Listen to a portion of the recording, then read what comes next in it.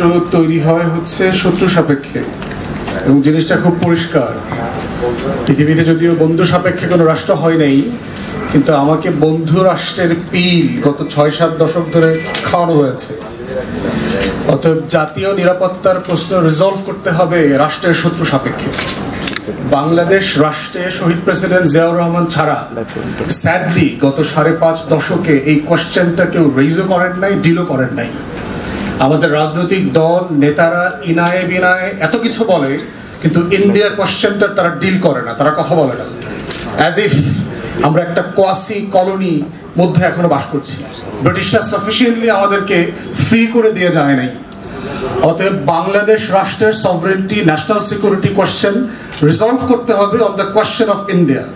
আমার India question resolve হওয়ার মধ্য দিয়ে হচ্ছে আমার গত 53 বছরের স্বাধীনতার সার্বভৌমত্ব লঙ্ঘনের ঘটনাগুলো যে বারবার ঘটেছে, কার দ্বারা ঘটেছে, কিভাবে ঘটেছে, সেটার মধ্য দিয়ে সেটা সমাধান হতে হবে। এর মানে কি আমি ভারতের সাথে যুদ্ধ করবো না? অবশ্যই করবো না। কিন্তু ওই যে কায়সার ভাই কারেক্টলি বলেছেন, শত্রু আইডেন্টিফাই করতে হবে, শত্রুকে ফাইট করবার every preparation has to be on the table, at our disposal. কিন্তু আমি যুদ্ধ করবো না। এবং পৃথিবীর হিস্ট্রি রিপিটেডলি হ্যাভ প্রুভেন যে আমার preparation with the context of enemies were so good, সেই নেশনগুলোকে কোনোদিন যুদ্ধ করতে হয়নি।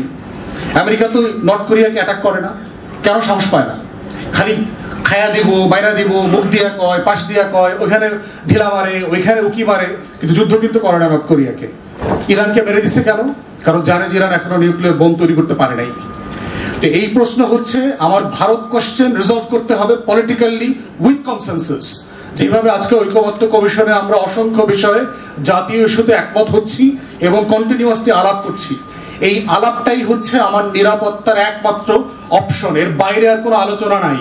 ইনায়া বিনায়া, ট্রেড, ইকোনমি, বন্ধু রাষ্ট্র, সম্পর্ক খারাপ করা যাবে না, এই ইন্ডিয়ান হেজিমনিক ডিসকোর্স আমরা বহু বছর ধরে শুনেছি। Time has come to speak loud and clear.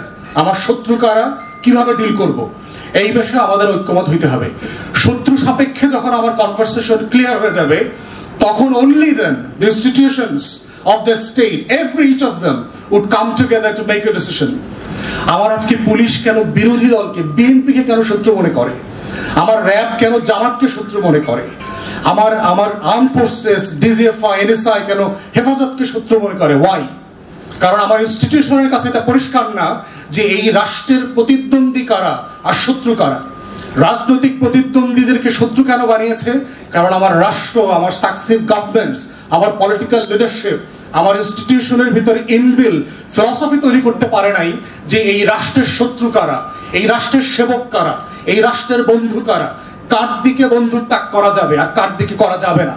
যদি এটা হতো তাহলে বারবার এই রাষ্ট্রে বিভিন্ন সময় বিভিন্ন অজুহাতে গণহত্যা হইতো না, শাপলা চত্বরে গণহত্যা হইতো না, পিলখানায় গণহত্যা হইতো না, 16 বছরে বিএনপি, জামাত, হেফাজতের উপরে গণহত্যা হইতো না।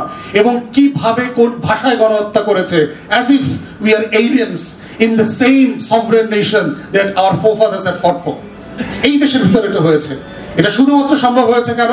কারণ আমার বন্ধু শত্রুর আলোচনাটা এই রাষ্ট্রের পলিটিক্যাল গভর্নমেন্টগুলো পরিষ্কার করতে পারে নাই, ইনস্টিটিউশনগুলো পরিষ্কার করতে পারে নাই। অতএব সেই জায়গায় শত্রু আইডেন্টিফাই করা এবং তার সাপেক্ষে আমার প্রস্তুতি, পরিষ্কার বক্তব্য, এটাই হচ্ছে জাতীয় ঐক্যের একমাত্র মানদণ্ড। ধন্যবাদ।